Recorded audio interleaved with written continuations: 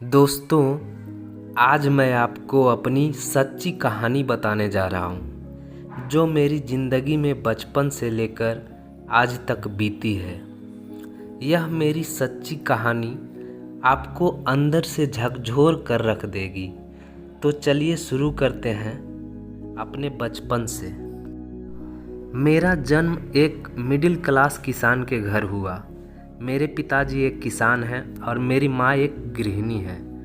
मेरे परिवार में 2 भाई और 1 बहन है। मेरे से छोटी मेरी बहन और बहन से छोटा मेरा भाई है। मेरे परिवार में शुरू से ही सबकी यही चाहत रही है कि सभी भाई बहन की सरकारी जॉब हो, जिसके लिए मेरे माता पिता ने किसी तरह अपनी पेट काटकर हम लोगों को पढ़ाया। हम तीनों की पढ़ाई के दौरान कई बार पिताजी को कर्ज भी लेना पड़ा। पिताजी किसी तरह हम तीनों को स्नातक तक पढ़ाए। फिर हम लोग सरकारी जॉब की तैयारी करने लगे। अब मेरी बहन की शादी की उम्र हो जाती है। उसके बाद मेरी बहन की शादी तय हो जाती है, लेकिन पिताजी के पास शादी के लिए पैसे नहीं थे। उन्होंने रिश्तेदारों से थोड़ा थोड़ा पैसा कर्ज के रूप में इकट्ठा किया।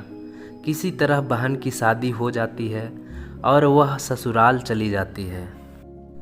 अब शुरू होती है हमारी ज़िंदगी की मुश्किल भरी कहानी।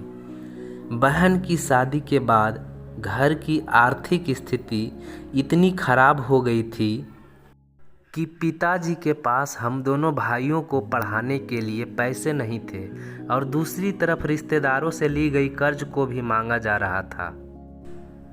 अंततः हम दोनों भाइयों की पढ़ाई छूट गई। अब मैं और मेरा भाई गांव में ही छोटे बच्चे को ट्यूशन पढ़ाने लगे, जिससे हमारा घर खर्च चल सके। लेकिन घर की आर्थिक स्थिति और कर्ज के कारण ट्यूशन के पैसे से घर खर्च चलना बहुत ही मुश्किल हो गया था। इसलिए मेरा भाई मुझे पढ़ाने और कर्ज उतारने के लिए शहर चला गया और मैं पढ़ने के लिए चला गया।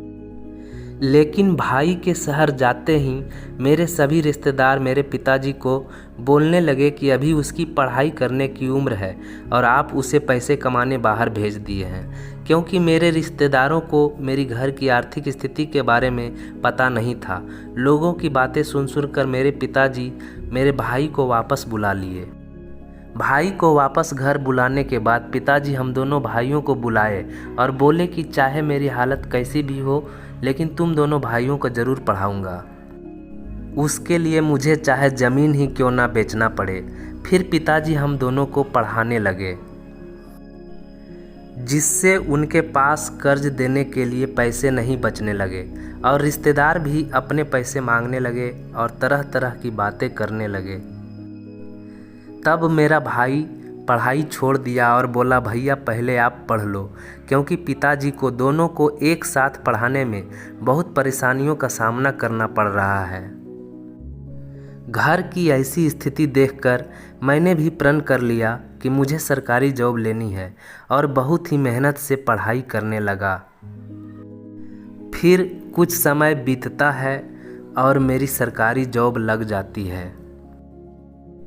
अब वही रिश्तेदार जो पैसों के लिए भले बुरे कहते थे और बात तक करना छोड़ दिए थे, वो मुझे फ़ोन करने लगे। फिर मैंने अपने भाई को पढ़ाया और कर्ज भी चुका दिया।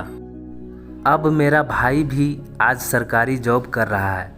अब मैं और मेरा परिवार एक खुशहाल जीवन व्यतीत कर रहे हैं। दोस्तों, मेरे इस प्रेरणात्मक जीवन से यही सीख मिलती है कि हालात चाहे कैसा भी हो, हमें हिम्मत नहीं हारनी चाहिए और हमेशा जीवन में कुछ करने के लिए प्रयास करते रहना चाहिए।